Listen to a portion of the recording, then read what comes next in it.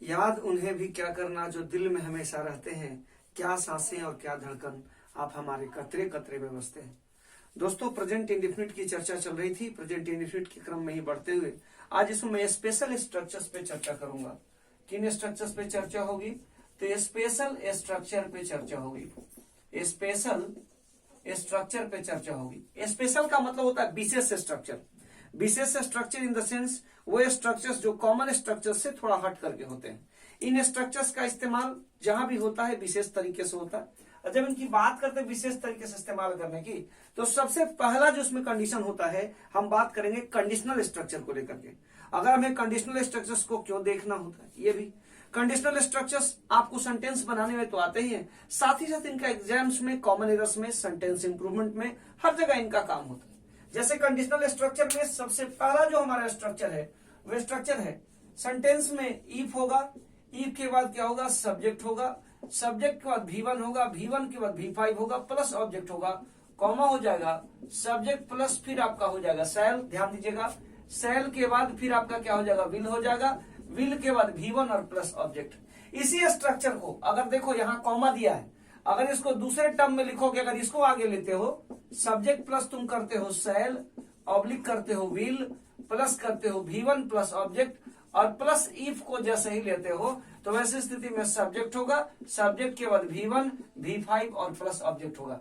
ध्यान देना, यहां जो सिंबल होगा, यहां सिंबल गा, गे, घी भी हो सकता है, या ताहे होगा, या तीहे हो सकता है। लेकिन ध्यान रहे, ये जो स्ट्रक्चर हमारा है, ये जो पोर्शन है, इस पोर्शन का हमेशा जो हिंदी में सिंबल होगा वो गा, गे, गी का ही होगा।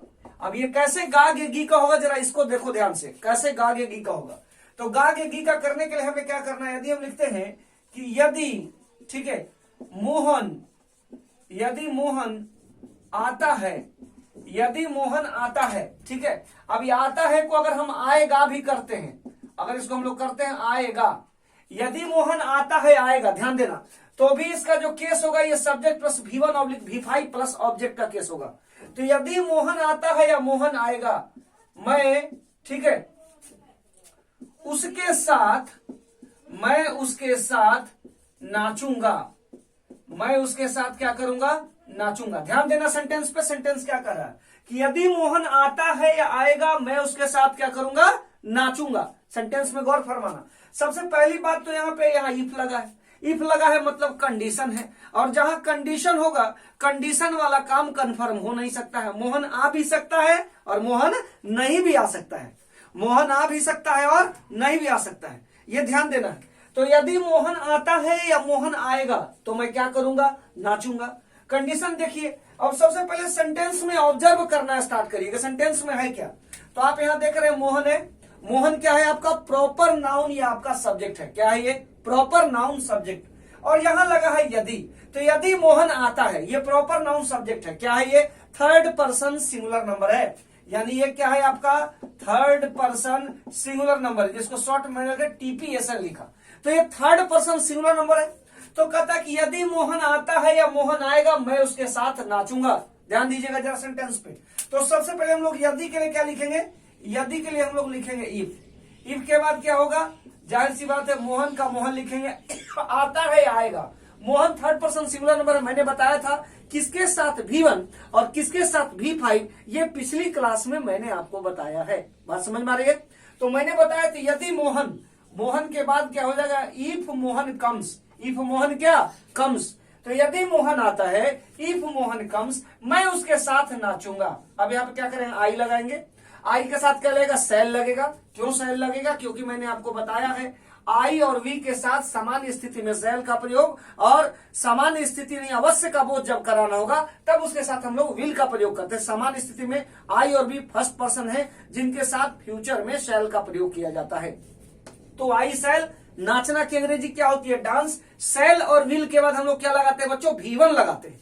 तो यहाँ पे क्या लगेगा? आई सेल, नाचना का क्या होता है? डांस। किसके साथ? उसके साथ। विथ है। अब ध्यान दीजिएगा, जब किसी सेंटेंस में प्रीपोजिशन आता है तो प्रीपोजिशन के बाद जो प्रोनाउन आएगा वो किस केस में आएगा? ऑब्जेक्टिव केस में आएगा। तो उसके साथ, तो विथ क्या हो जाएगा? हिम हो जाएगा। क्लियर है कि if Mohan comes I shall dance with him. यदि मोहन आता है मैं उसके साथ नाचूंगा। इसी सेंटेंस को तुम दूसरे तरीके से भी बना सकते हो। कैसे बना सकते हो? अगर शुरू में इसको ले लेते हो आई शैल डांस विथ हिम, अब यहां कॉमा नहीं होगा, इफ मोहन और उसके बाद क्या हो जाएगा कम्स। यानी देखो मैंने क्या बोला, अगर सब्जेक्ट है, सब्जेक्ट के बाद शैल विल है, निश्चित रूप से क्या लगेगा V1 लगेगा, और V1 के बाद क्या लगेगा ऑब्जेक्ट लगेगा। ठीक है, अब यहां देखो शुरू में स्ट्रक्चर्स को अगर देखते हो तो एक नंबर देखो, पहला जो इसका ट्रैक मैंने दिया, दो ट्रैक इसमें बनाया, जैसे गानों का ट्रैक होता है ना, वैसे स्ट्रक्चर्स का भी ट्रैक होता है। इफ आएगा तो इफ के बगल में subject plus V1 plus V5 plus object लगेगा। तो V1 और V5 की चर्चा हम लोग पहले कर चुके हैं, हो चुकी है हमारी चर्चा। तो V1 और V5 जो है प्लस ऑब्जेक्ट। अब यहां देखो if plus subject plus V1 और V5 प्लस ऑब्जेक्ट, और subject plus shell will plus V1 plus object. इसी स्ट्रक्चर को मैंने क्या किया, घुमा दिया। मैंने इसको क्या किया, घुमा दिया। तो घुमा दिया, क्या किया, इसको मैंने आगे ले लिया। ये जब भैया आगे में आ गया, यहां देखो, यहां जब ये आगे में आ गया, यहां देखो ये आगे में आया, तो ऐसी स्थिति मीट हो गया बीच में, ये एक प्रकार से कंजंक्शन की तरह यहां पे काम करने लगा। तो कंजंक्शन का काम क्या है, दो को जोड़ देना, दो को क्या कर देना, जोड़ देना। अब यहां देखो, यहां पे ये सबऑर्डिनेट क्लॉज के साथ काम कर रहा है, तो कहने का मतलब बीच में आके इसने जोड़ दिया, अब सेंटेंस पूरा क्या हो गया, कंप्लीट हो गया। अब इस पर दूसरा भी एग्जाम्पल ले सकते हो, जैसे कह सकते हो क्या, एग्जाम्पल के तौर पर यदि तुम लेते हो, मान के चलो, ठीक है, कि यदि तुम पढ़ाओगे तो मैं पढ़ूंगा, तो क्या बनेगा इसका, यदि तुम पढ़ाओगे तो मैं पढ़ूंगा। तो इफ यू टीच, यदि तुम पढ़ाओगे या पढ़ाते हो, इफ यू टीच मैं पढ़ूंगा, आई शैल रीड। क्लियर है, if you teach I shall read. Clear है। अब देखो इसी से रिलेटेड एक स्ट्रक्चर और है, उस स्ट्रक्चर की हम चर्चा करेंगे। वह स्ट्रक्चर क्या है, इसी स्ट्रक्चर में क्या लगा रहेगा, वेन लगा रहेगा, वेन के बाद सब्जेक्ट होगा, सब्जेक्ट के बाद V1 V5 प्लस ऑब्जेक्ट होगा, कॉमा हो जाएगा। ठीक है, उसके बाद क्या होगा, सब्जेक्ट होगा, सब्जेक्ट के बाद शैल होगा, शैल के बाद क्या होगा, विल होगा, विल के बाद V1 और प्लस ऑब्जेक्ट होगा। जरा एक बात ध्यान पूर्वक समझिएगा मैं क्या कर रहा हूं। यहां इफ लगा था, यहां पे वेन लगा है, गौर फरमाइएगा। यहां इफ लगा और यहां पे क्या लगा है, वेन लगा है। तो दोनों में अंतर क्या है, इफ हमेशा कंडीशन की बात करेगा, किसकी बात करेगा, कंडीशन की बात करेगा, और वेन जो है वो किसकी बात करेगा, वेन टाइम बाउंड की बात करेगा। ध्यान दीजिएगा, वेन हमेशा टाइम बाउंड की बात करेगा। टाइम बाउंड का मतलब समय के अंदर ही रह के काम करना। हिंदी फिल्मों में आप सुनते हो ना कि जब दिल ना लगे दिलदार हमारी गली आ जाना, यानी ऐसा नहीं, उसका भी एक टाइमिंग है, बिना टाइमिंग का कुछ नहीं होता, टाइम होगा तो समझ में आएगा। तो यहां वेन लगा। अब वेन के साथ क्या कंडीशन है, मैंने कहा जब दिल ना लगे, मतलब दिल ना लगे तब आना, ऐसा नहीं जब मन करे तब चले आना। तो यहाँ वेन है, वेन के साथ सब्जेक्ट है, सब्जेक्ट के बाद V1 है, V5 है प्लस ऑब्जेक्ट है, और सब्जेक्ट के साथ शैल है, विल है, V1 है और ऑब्जेक्ट है। तो मैंने कहा जब, अब ये इफ में और वेन में क्या अंतर है ये समझना है। इफ जहां भी आएगा हमेशा और हमेशा किसकी चर्चा करेगा, कंडीशन की चर्चा करेगा। किसकी चर्चा करेगा, कंडीशन की। और वेन जहां भी आएगा वो टाइम बाउंड की बात करेगा। दोनों स्ट्रक्चर सेम है लेकिन दोनों के यूजेस में डिफरेंस है।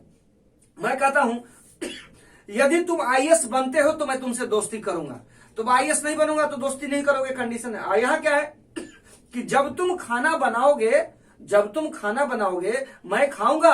अब नहीं कि खाना बनाने का मतलब नहीं कि आप 2 बजे रात को खाना बनाइएगा तो मैं खाऊंगा, जब तुम खाना बनाओगे। अरे भाई खाने का टाइम है, लंच का, डिनर का, ब्रेकफास्ट का, सबका टाइमिंग है, तो टाइम से बनाओगे तब मैं खाऊंगा। यहाँ पे क्या है, टाइम बाउंड है। वेन में क्या है, टाइम बाउंड। इफ में क्या है, टाइम बाउंड नहीं बल्कि वहां कंडीशन है। क्या है, कंडीशन। तो इफ में और वेन में क्या डिफरेंस है, यही आपको समझना है कि टाइम बाउंड को समझ जाइए। अगर टाइम बाउंड आपको समझ में आ रहा है तो ठीक है, अगर टाइम बाउंड आपको नहीं समझ में आ रहा तो फिर गड़बड़ है। टाइम बाउंड समझिए, इफ जहां भी आएगा किसकी बात करेगा, टाइम बाउंड की बात करेगा।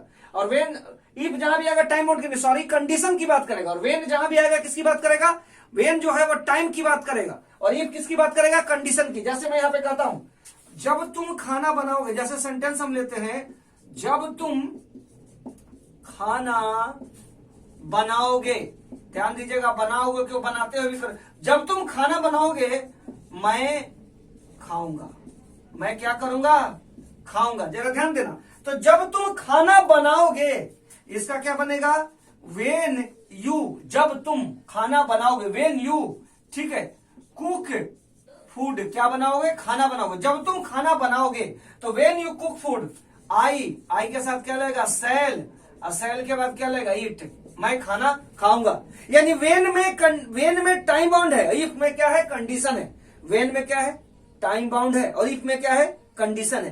तो इफ और वेन का सबसे जो बारीक डिफरेंस है वो हमें यह समझना है, इफ जो है हमेशा कंडीशन की बात करेगा और वेन हमेशा किसकी बात करेगा, टाइम बाउंड की बात करेगा, टाइम की बात करेगा। ये इफ और वेन में सबसे बड़ा डिफरेंस है कि इफ और वेन। ये स्ट्रक्चर अब देखो, एरर में जब ये आएगा तो क्या दिमाग लगाना होता है, एरर में ध्यान देना, यहां जो दिया गया if plus subject plus V1 oblique V5 plus object, ये कंडीशन जो है इसमें भी सेल विल पुट अप कर दिया जाता है एरर में। जहां सेल और विल लगाया ये सेंटेंस में एरर हो जाएगा।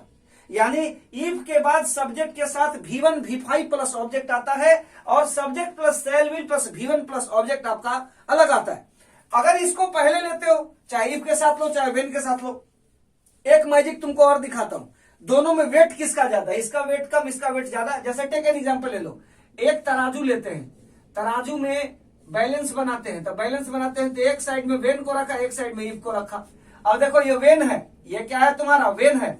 वेन में कितने अल्फाबेट हैं, 4 अल्फाबेट हैं, और इसमें इफ में कितने अल्फाबेट हैं, 2 अल्फाबेट हैं। जाहिर सी बात है जिसमें अल्फाबेट ज्यादा होगा उसका वजन कम होगा, उसका वजन कम होगा या ज्यादा होगा, ज्यादा होगा। तो वेन में हमारा क्या है, वेन में हमारा जो है अल्फाबेट ज्यादा है, इसका वजन ज्यादा है। यही रीजन है कि टाइम बाउंड में रह के बात करता है, समय के अंदर रह के बात करें। जितने बड़े बड़े वीआईपीज हैं उनका एक फिक्स टाइमिंग है, वो टाइमिंग के अंदर ही काम करेंगे, चाहे वो स्टार हो, चाहे वो पॉलिटिशियन हो, चाहे वो टीचर्स हो, चाहे जिस फील्ड के भी जो है वेटरन हो, हर फील्ड का वेटरन जो है वो अपने टाइम बाउंड में रह के काम करता है। यही रीजन है कि टाइम बाउंड में रहने के कारण उसका जो काम है वो काफी अच्छा होता है। क्योंकि समय के महत्व को जिसने समझ लिया उसने सब कुछ समझ लिया, जिसने समय के महत्व को नहीं समझा उसने नहीं समझा। तो वेन है और वेन के बाद आपका क्या है, इफ है।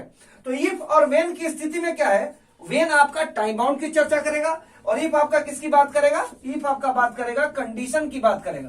तो इफ और वेन में ये सबसे बड़ा बेसिक डिफरेंस है, इन दोनों को हमको समझना होगा। इफ है तो इफ का मतलब कंडीशन, वेन है वेन का मतलब टाइम बाउंड। और स्ट्रक्चर क्या होगा, if plus subject plus V1 oblique V5 plus object, ठीक है, subject plus shall oblique will plus V1 plus object. और दूसरा स्ट्रक्चर हमारा क्या होगा, दूसरा जो हमारा होगा वेन, आपका जो है when plus subject plus V1 oblique V5 plus object, subject plus shall oblique will plus V1 plus object. इसको समझना है। यानी ये समझ लो आज की ये क्लास जो है इसमें इफ और वेन पर मैंने गौर किया है। इफ और वेन का मतलब है, इफ का मतलब ही होता है कंडीशन और वेन का मतलब क्या होता है, टाइम बाउंड।